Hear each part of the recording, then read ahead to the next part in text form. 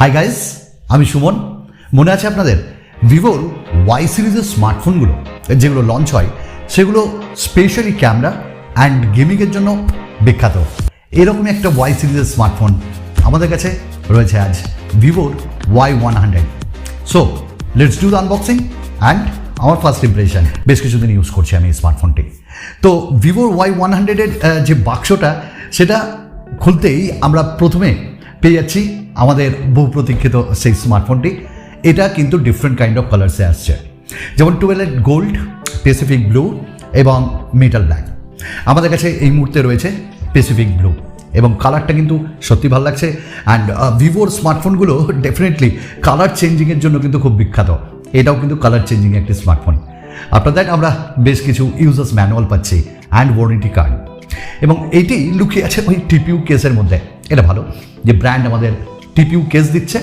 After that আমরা একটা data কেবল পাচ্ছি কিন্তু, এবং একটি 44 ওয়াটের ফাস্ট চার্জার, সিম ইজেকশন টুল পাচ্ছি।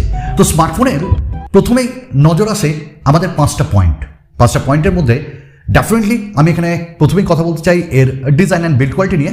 And design and build quality বলতে আমি যখন হাতে দিয়েছি ফোনটা ভালো রকম একটা ফিল দিচ্ছে, প্রিমিয়াম কোয়ালিটি।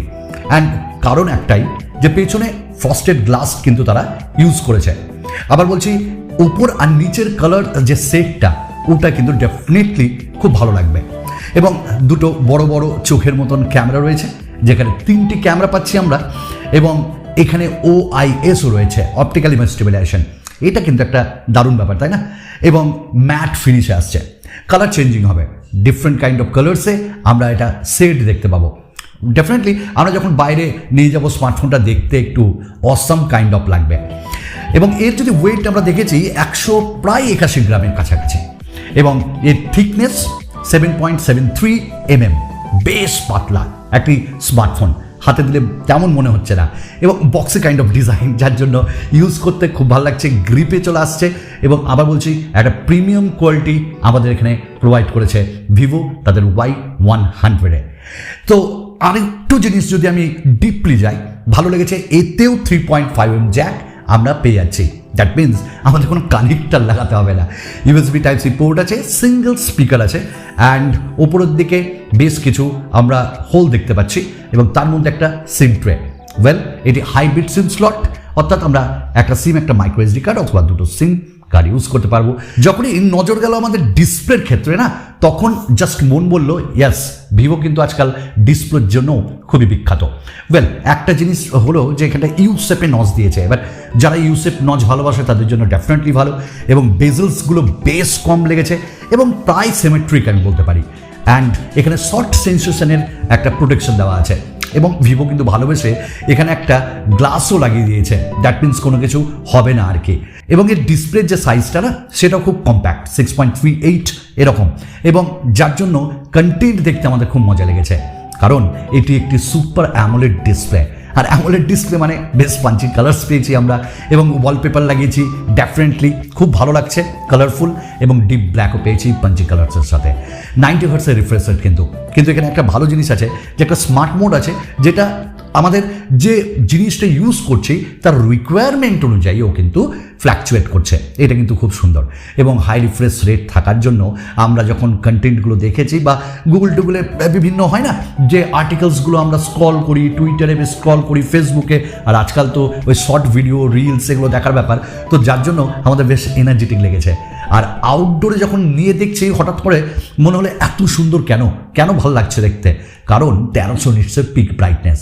আর টাচ স্যাম্পলিং রেট কিন্তু গেমিংয়ের সময় অসাধারণ, কারণ 360 হার্টসের টাচ স্যাম্পলিং রেট দেওয়া আছে, যার জন্য ডেফিনেটলি খুব ভালো লেগেছে। হ্যাঁ, এই যে ইউসেপ নচটা না, কিছু খচখচ করলে ওটা তেমন খচখচ করবে না, কারণ যখন কন্টেন্ট দেখেছি না, ওখানে কোনো অসুবিধা হয়নি, বেশ কিছুদিনের মধ্যে ঠিক হয়ে যাবে। বাট ডিসপ্লে কোয়ালিটি ডেফিনেটলি ভালো, এবং কালার্স খুব পাঞ্চি। HDR10-এরও সাপোর্ট আছে।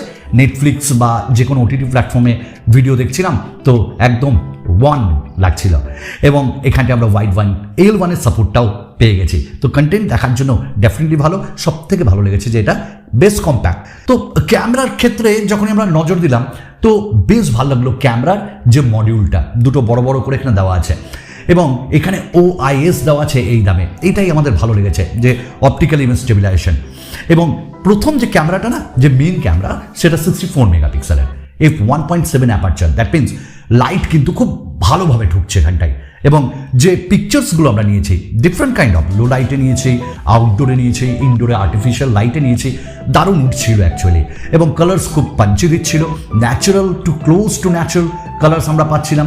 এবং যে ডাইনামিক রেঞ্জ, ওটাও কিন্তু আমাদের খুব ভালো লেগেছে। তো ভিভোর আলাদা করে আমরা বলবো না, ক্যামেরা বরাবরই তাদের ভালো। এবং 2 মেগাপিক্সেলের ডেপথের জন্য পোর্ট্রেট মোড একদম, এজগুলো কিন্তু একদম ক্লিয়ার। ইয়েস, এটাও কিন্তু খুব ভালো লেগেছে। আর একটা 2 মেগাপিক্সেলের আমরা ম্যাক্রো পেয়েছি, মাঝে মধ্যে কাজে লাগাতে পারি খুব ক্লোজ শটে।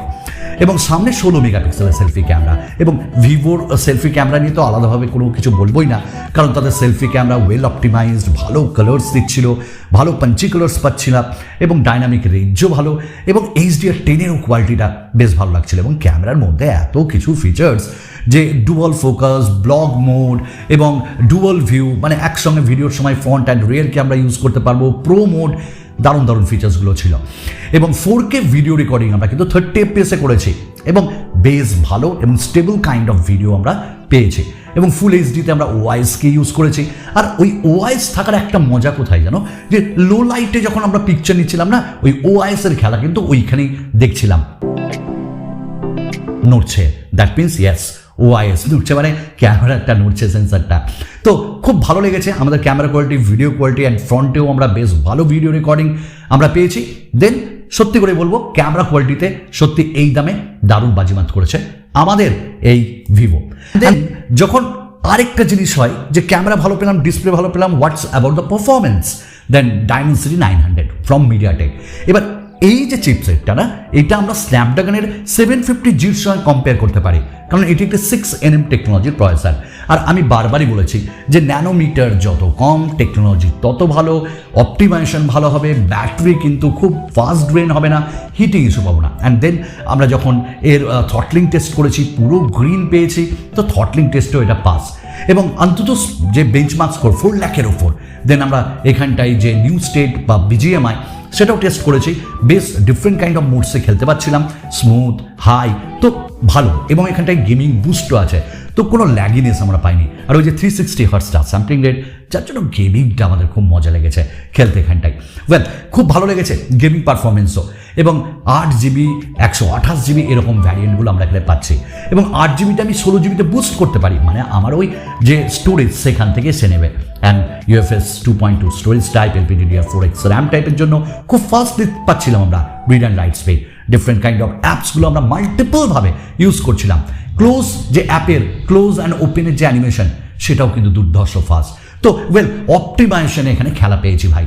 আর হ্যাঁ, এটা তো 5G স্মার্টফোন, এবং বেস ব্যান্ডসগুলো এখানে সাপোর্ট করছে, 4G+ ক্যারিয়ার অ্যাগ্রিগেশন পেয়েছি। দেন কোনো চাপ নেই এর পারফরমেন্স নিয়ে এবং এর কোয়ালিটি নিয়ে। ভাই, অপটিমাইজেশন ভিভো এখানে ভালো করেছে। দেন ব্যাটারি, ইয়েস, আমরা এখানে 4500 mAh ব্যাটারি পেয়েছি, এবং যার ব্যাটারি ব্যাকআপ আমরা 1.5 থেকে 2 দিন পেয়েছি। আমি একটু হেভি ইউজার, যার জন্য 1.5 দিন। এবার যারা নর্মাল ইউজার, মডারেট ইউজার, তারা কিন্তু 2 দিন পাবে। অ্যান্ড চার্জ যখন শেষ হয়ে যাবে, 44 ওয়াটের ফাস্ট চার্জিং আছে, ওই 1 ঘন্টার একটু উপরে লাগছে, কিন্তু ফাস্ট চার্জ করে দিচ্ছে। অ্যান্ড ভালো লেগেছে ভাই, গ্লাসের তো আমরা যখন হিট দেখতে যাচ্ছি, হিট নেই এখনো পর্যন্ত ভাই, ঠান্ডা। কোয়ালিটিটা ম্যাটার করে অ্যাকচুয়ালি। অ্যান্ড দেন আরেকটা জিনিস, যে এর in display fingerprint scanner like unlock খুব ফাস্ট, কিন্তু এর যে in display fingerprint scanner. And now the speaker quality, let's check it.